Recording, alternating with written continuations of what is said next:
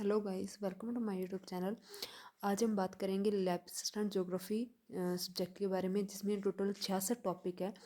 मैं इन 66 टॉपिक में से प्रत्येक टॉपिक के कम 10-15 एमसीक्यूज़ करवाऊँगी, जो कि ऐसे क्वेश्चन होंगे जो कि बार बार क्वेश्चन पेपर में रिपीट हो रहे हैं, जैसे किसी नेट के एग्ज़ाम में या फर्स्ट ग्रेड के एग्ज़ाम में। तो लैब असिस्टेंट का जो पेपर है उन्हीं में से ही बनेगा लगभग, क्योंकि जो कितने पेपर नेट के हो चुके हैं, टॉपिक सारे सेम से ही हैं। नेट में भी बार बार क्वेश्चन रिपीट होते रहते हैं, वैसे इसमें भी क्वेश्चन, जो लास्ट ईयर का क्वेश्चन पेपर था उसमें काफ़ी क्वेश्चन रिपीट हुए थे। तो मैं आपको पूरे 66 टॉपिक के प्रत्येक टॉपिक के लगभग 10 से 15 ऐसे एमसीक्यूज़ करवाऊंगी जो बार बार अन्य पेपर्स में रिपीट हो रहे हैं। चलो नाउ स्टार्ट। सबसे पहले हम इस क्वेश्चन के बारे में देखेंगे, जिसमें भूगोल का जनक किसे कहा जाता है। ठीक है, किसे कहा जाता है? इरेटोस्थनीज। ये इस तरह से लिखा हुआ है, परंतु इसे यहाँ पे लिखा है एरेटोस्थनीज, इसे इरेटोस्थनीज भी कहते हैं। ठीक है, अगर ऑप्शन में ये आए तो आप इसका ख्याल रखें। ठीक है, और नेक्स्ट क्वेश्चन की हम बात करेंगे। ये भूगोल में द्वैतवाद से क्या तात्पर्य है? ठीक है, द्वैतवाद से क्या तात्पर्य है कि भूगोल में दो विपरीत दृष्टिकोण का सह अस्तित्व। ओके, आप इसे याद रखें और आप कमेंट करें कि द्वैतवाद के जनक किसे कहा गया है। ठीक है, अगर आप तैयारी कर रहे हैं, आप अपनी तैयारी को जांचें कि आपकी तैयारी कैसी है। ये क्वेश्चन भी रिपीट होता है कि द्वैतवाद का जनक कौन है। ठीक है, और नेक्स्ट है ये 6 नंबर का क्वेश्चन।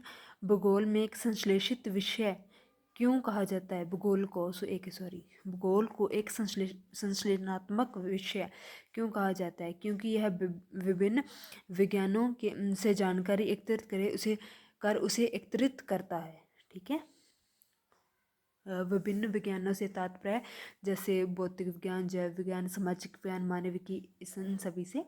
ठीक है, और नेक्स्ट ये 7 नंबर का क्वेश्चन आप देखें।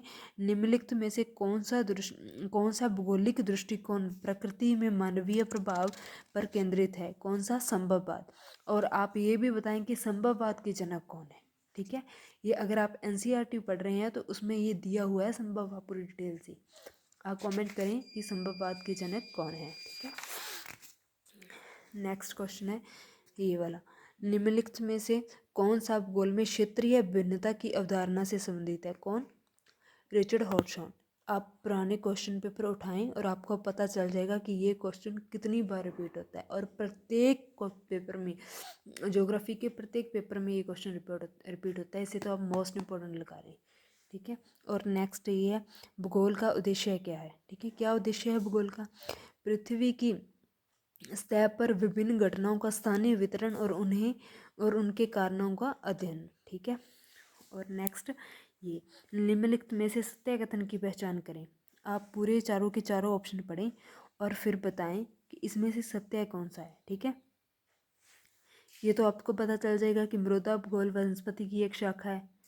बिल्कुल नहीं। ठीक है, क्योंकि जो मृदा भूगोल है वो भौतिक भूगोल विषय की एक शाखा है, ना कि वनस्पति भूगोल की। ठीक है, और जो नेक्स्ट है ये ऐतिहासिक भूगोल में मुख्य रूप से भूवैज्ञानिक संबंध या तथा निर्वाचन क्षेत्र का अध्ययन किया जाता है। क्या ये किया जाता है?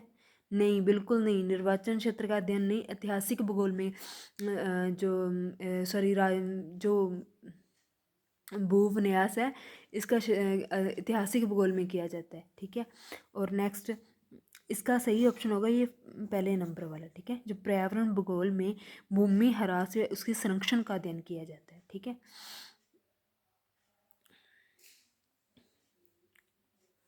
और नेक्स्ट क्वेश्चन ये देखिए आप 9 नंबर वाला, ये क्वेश्चन इंपॉर्टेंट है।